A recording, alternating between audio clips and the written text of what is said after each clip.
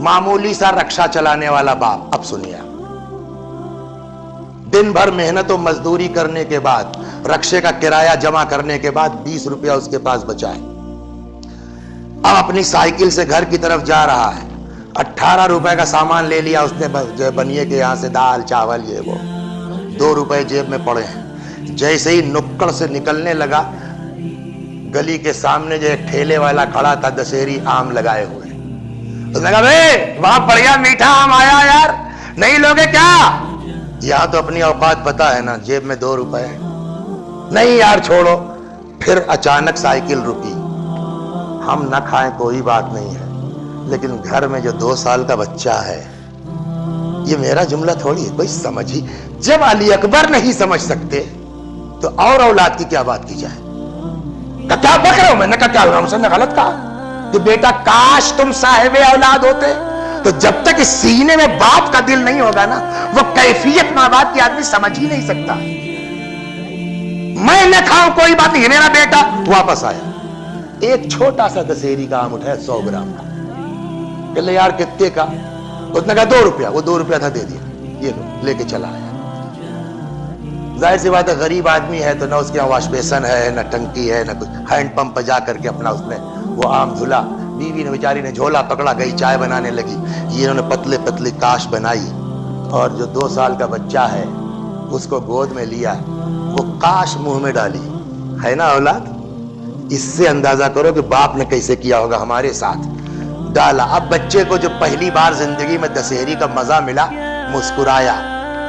इधर वो मुस्कुरा रहा, उधर जरा बाप की आंख देखिए क्या है ना, उसकी आंखों से 2 इश्क के मोती टपके।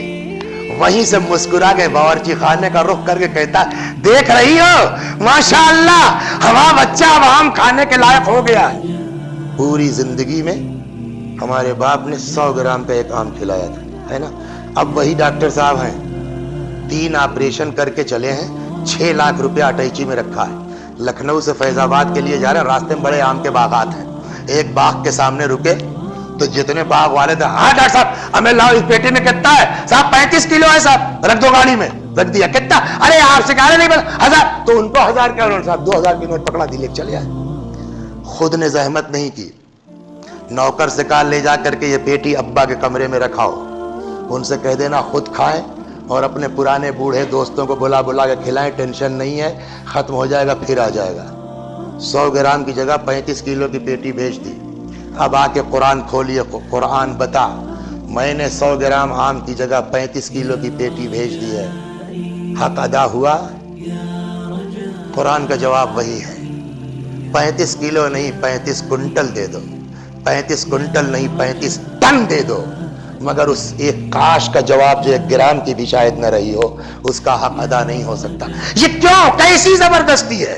उसका एक सीधा जवाब है कि तुमने आम का जवाब तो दे दिया, लेकिन जिस वक्त तुम्हारा बाप तुम्हारे दहन में वो आम की काश डाल रहा था, उस वक्त देखा था तुमने, उसकी आंखों से मोहब्बत के आंसू टपक रहे थे।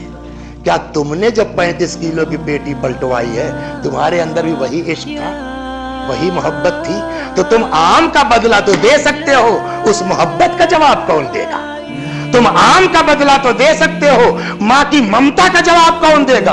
तो अब लड़के का जवाब, हम तो 2 साल के थे साहब, हमको तो याद ही नहीं है कि हमारे बाप ने हमारे साथ क्या किया है, हमको तो याद ही नहीं हमारी मां ने हमारे साथ क्या किया है, हम कैसे पूरा करें? क्या तुम नहीं कर सकते हो? क्या तुम नहीं कर सकते तो मां बाप का हक लेके मर जाएं? जवाब नहीं। क्या तुम क्या करें? क्या तुम नहीं कर सकते हो और तुमको पता भी नहीं है कि तुम्हारे माँ बाप ने तुम्हारे बचपन में तुम्हारे साथ क्या किया। क्या तो क्या करें? हक लेके मर जाएं? करना फिर कुछ तो बता परवरदिगारा। क्या हम बताते हैं? कुछ नहीं करना है तुमको, जितना कर सकते हो उतना करो। वबिल वालिदैनि इहसाना, जितना हो सके उतना अच्छा सलूक करो, नरम लहजे में बात करो, उफ न करो, मगर खबरदार ये एहसास ना हो कि तुमने हक अदा कर दिया। हक अदा करने के लिए क्या होगा? क्या करना? कुछ नहीं, हमारी बारगाह में आओ और बस ये आजिज़ी से कहो, रब्बिरहमहुमा कमा रब्बयानी सगीरा, पालने वाले इन दोनों पालने वालों पर वैसा ही रहम करना जैसे इन्होंने हमारी परवरिश की है। तुम छोटे थे, तुमको याद नहीं है, लेकिन हमको याद है कि तुम्हारे बाप ने तुम्हारे साथ क्या किया है। हमसे फरियाद करो, हम तुम्हारी तरफ से हक अदा कर देंगे।